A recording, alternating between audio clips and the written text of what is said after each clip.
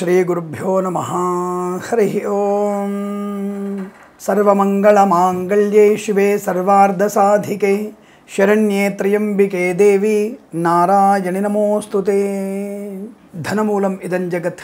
ధనమేరా అన్నిటికీ మూలం. ఇవి 90%కి ధనం అన్నిటికీ మూలమే. 10%కి బంధాలకి బంధుత్వాలకి కొన్ని కొనుగోలు చేసే అవకాశం ఉండదు. కాబట్టి దానికి ధనంతో పని లేదు. అలాగే ఎందుకు ఈ మాటలు వస్తున్నాయంటే, షేర్ మార్కెట్ యొక్క ఒడిదుడుకుల్ని, లాభాలని, నష్టాన్ని పరిశీలిస్తూ మీ అందరికీ ఒక ఇన్ఫర్మేషన్ని గమనించాల్సిన విషయంగా చెబుతూ, ఏ రాశుల వారికి ఎలా ఉంటుంది, ఏ షేర్స్ లాభాల్లో ఉండే అవకాశం ఉందన్న విషయాన్ని కూలంకషంగా మేము కాస్త పరిశోధన చేస్తూ జ్యోతిషంశాల ద్వారా ఈ వారంలో గ్రహాల గమనాన్ని బట్టి, ముఖ్యంగా శుక్రుడు సహజ ధనకారకుడు, శని సహజ ధనకారకుడు, లాభధనాధిపతులైనటువంటి శని శుక్రుల యొక్క గమనాన్ని పరిశీలిస్తూ, అలాగే చంద్రుని యొక్క పరిస్థితిని గమనిస్తూ మేము చెప్పేటువంటి వివరాలే జ్యోతిషంశాలు. చాలామంది ఎలా చెప్తారు మీరని, ఏమీ లేదండి, జన్మజాతకం చూసినట్టుగానే ఈరోజు భౌగోళికమైనటువంటి గ్రహ పరిశీలన, ఈరోజు సూర్యోదయంలో ఉన్న లగ్నం ఏమిటి, అలాగే సహజంగా అంటే భచక్రంలో సహజంగా ధనకారకుడు శుక్రుడు, లాభకారకుడు శని, ఈ రెండు గ్రహాల యొక్క పరిణామాల్ని, అసలు శని అంటే దీర్ఘకాలికంగా ఉంటాడు కాబట్టి, అలాగే శుక్రుడు దాదాపుగా 27 నుంచి 30 రోజుల వరకు ఒకే రాశిలో సంచారం చేస్తుంటాడు కనుక, తదుపరి చంద్రుడు ధనలాభ స్థానాల్లో, అష్టమ స్థానంలో ఎటువంటి శుభస్థానాలు కలిసి ఉన్నాడు అనే విషయాల్ని మేము క్రోడీకరించి ఈ వారంలో ఉన్నటువంటి షేర్ మార్కెట్ యొక్క ప్రభావం ఎలా ఉంటుంది, అలాగే నేను రిలయన్స్ ఇండస్ట్రీస్ని, టాటా వాళ్ళని, తర్వాత ఇతరత్ర కొత్తగా వచ్చేటువంటి అంటే స్టాక్స్ ఎక్స్చేంజ్లో రిమోట్ అవుతున్నటువంటి వ్యక్తుల్ని కూడా తప్పకుండా చూసుకునే ప్రయత్నం చేస్తాను. అంటే ఎవరెవరు కొత్తగా స్టాక్ ఎక్స్చేంజ్లోకి ప్రవేశిస్తున్నారు, వారి షేర్స్ ఎలా ఉంటాయి, ఎల్ఐసి ఎలా ఉంటున్నాయి, తర్వాత కన్స్ట్రక్షన్ గ్రూప్ వాళ్ళు ఎలా ఉంటున్నాయి, హిందూజా గ్రూప్ ఏంటి, ఇవన్నీ కూడా నేను చదువుకునే ప్రయత్నం చేస్తాను. ఎందుకంటే ఏది చదువుకోకుండా మనం చెప్పడం కరెక్ట్ కాదు. కనీసం తెలుసుకుంటూ 10% తెలుసుకునే ప్రయత్నం చేద్దామన్న విషయం మేము ముందుకు తీసుకొస్తూ, రెండింటినీ కంపేర్ చేస్తూ ఈ వారంలో షేర్ మార్కెట్ ఎలా ఉండబోతుంది అన్న విషయాన్ని చూసినట్టయితే, మనకి సెప్టెంబర్ 2వ తేదీ నుంచి 6వ తేదీ మధ్య వరకు షేర్ మార్కెట్ ఎలా ఉండబోతుంది, శని ప్రభావం అందాక చెప్పుకున్నాం.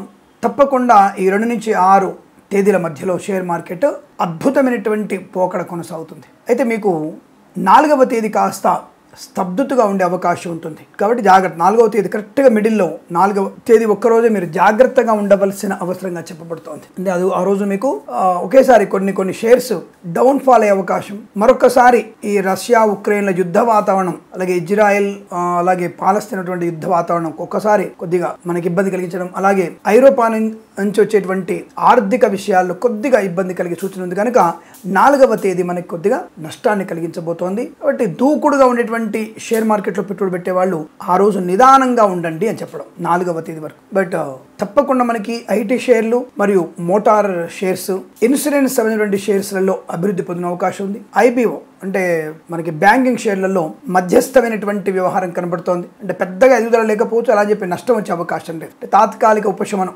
2-3 రూపాయలు లాభంతోనే బ్యాంకింగ్ షేర్లు ఉండే అవకాశం. బట్ ఇన్సూరెన్స్ షేర్లు మాత్రం చాలా మంచి గ్రోత్ సంపాదించే అవకాశం, మోటార్ షేర్స్ లో కూడా లాభాలు పొందుకునే అవకాశాలు బలం కనబడుతున్నాయి. అలాగే ఆహార సంబంధించినటువంటి తయారీ, ఆహార పదార్థాల ఎక్స్పోర్ట్ ఇంపోర్ట్ లాంటి షేర్ మార్కెట్లు కూడా, అంటే షేర్స్ కూడా మీకు లాభాలు పొందుకునే అవకాశం బలం కనబడుతోంది. అలాగే క్రూడ్ ఆయిల్ యొక్క ప్రభావం చేత ఈ ఆయిల్ సంబంధించినటువంటి షేర్స్ అన్ని కూడా డౌన్ ఫాల్ అయ్యే అవకాశం కనపడుతోంది. గృహ నిర్మాణ వ్యర్థ పదార్థాలు, అంటే గృహ నిర్మాణ వ్యర్థాల నుంచి వచ్చేటువంటి ఆర్థిక సంబంధించినటువంటి షేర్స్ ఏమైనా ఉంటే వాటిల్లో కూడా నష్టాలు పొందుకునే అవకాశం కనపడుతోంది. విద్యుత్ వాహకాల సంబంధమైనటువంటి షేర్స్ కూడా మీకు నష్టాన్ని పొందుకునే అవకాశం కనపడుతోంది. కాబట్టి ఆయా సంబంధమైనటువంటి షేర్స్లలో మీరు అప్రమత్తంగా ఉండే ప్రయత్నాన్ని తప్పకుండా కొనసాగించాల్సిన అవసరంగా చెప్పబడుతోంది. అలాగే మరి ఈ వారంలో ఏ షేర్లకి, అంటే ఏ రాశుల వారికి షేర్ మార్కెట్ అభివృద్ధిగా ఉంది అని అడిగితే, దాదాపుగా వార ఫలాల్లో చెప్పినటువంటి ప్రభావం కనబడే ఉంటుంది ఖచ్చితంగా మొదటి వారంలోనే. సో ఆ ప్రకారంగా చూసుకున్నట్టయితే మీరు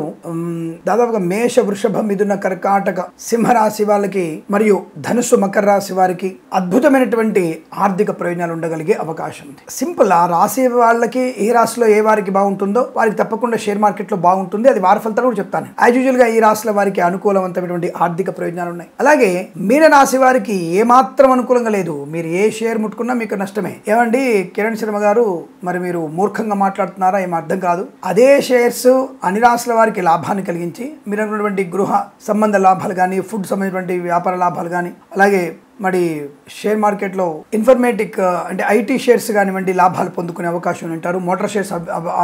మోటార్ షేర్స్ అనుకూలంగా ఉందంటారు. మరి అలాంటప్పుడు మరి ఈ మీన రాశి వారు ఆ మోటార్ షేర్స్ కానివ్వండి, ఇతరత్ర మెడికల్ సంబంధించిన షేర్స్ కానీ అభివృద్ధిలో ఉంటుంది. మరి అవి షేర్స్ కొనొచ్చా? అవి కొంటే కూడా నష్టపోతారంటే ఈయన జాతకం బాలేనప్పుడు ఆ గంటలో ఈ మీన రాశి వాళ్ళు ఒడిదుడుకుల లోనయ్యి అమ్మకాలు కొనుగోళ్లలో ఏదో పెడతాని చెప్పేసి హడావుడిగా ₹1,00,000, ₹2,00,000, ₹10,00,000 పెట్టేస్తే ఆ గంటలో వెంటనే అమ్మాలనుకుంటే నష్టపోయే ప్రమాదం కనబడుతోంది. కానీ దీర్ఘకాలికమైన పెట్టుబడి పెట్టినప్పుడు ఉదయం కొని సాయంత్రం అమ్మినప్పుడు లాభం ఉంటుంది.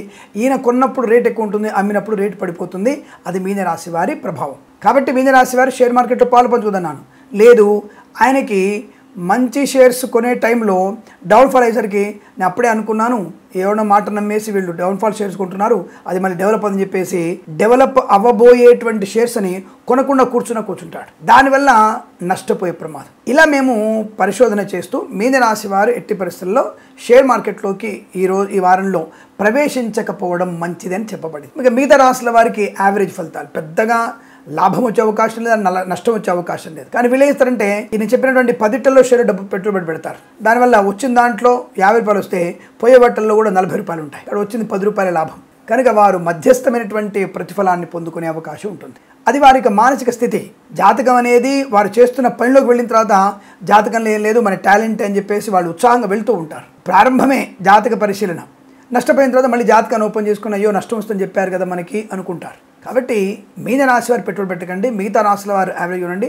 మీనం, మేషం, వృషభం, మిథునం, కర్కాటకం, సింహం వారు, ధనుసు, మకర రాశుల వారికి అనుకూలవంతమైన ఫలితాలు కనబడుతున్నాయి కనుక తప్పకుండా వారు పెట్టుబడి పెట్టవచ్చు. లాభాలు పొందుకునే అవకాశాలు ఖచ్చితంగా ఉన్నాయి. తప్పకుండా ఇన్సూరెన్స్ వాటిల్లో మీరు అలాగే ఐటీ షేర్స్, అలాగే మోటార్ షేర్స్ అంటే ఆటోమొబైల్ షేర్స్ కానివ్వండి, మెడికల్ షేర్స్ కానివ్వండి, మరియు ఇన్సూరెన్స్ షేర్స్ కానీ కొనుగోలు చేస్తే మంచిదే. బ్యాంకింగ్ షేర్స్ మాత్రం యావరేజ్గా ఉంటాయనే విషయాన్ని గుర్తించండి. ఏదేమైనా ఈ వారంలో మీకు అనుకూలవంతమైన ఆర్థిక ప్రయోజనాల్ని, మంచి యశస్సుతో కూడినటువంటి ధనప్రాప్తి కలగాలని మనస్ఫూర్తి కోరుకుంటూ సర్వే జన సుఖినో భవంతు. ప్రేమతో మీ కిరణ్ శర్మ.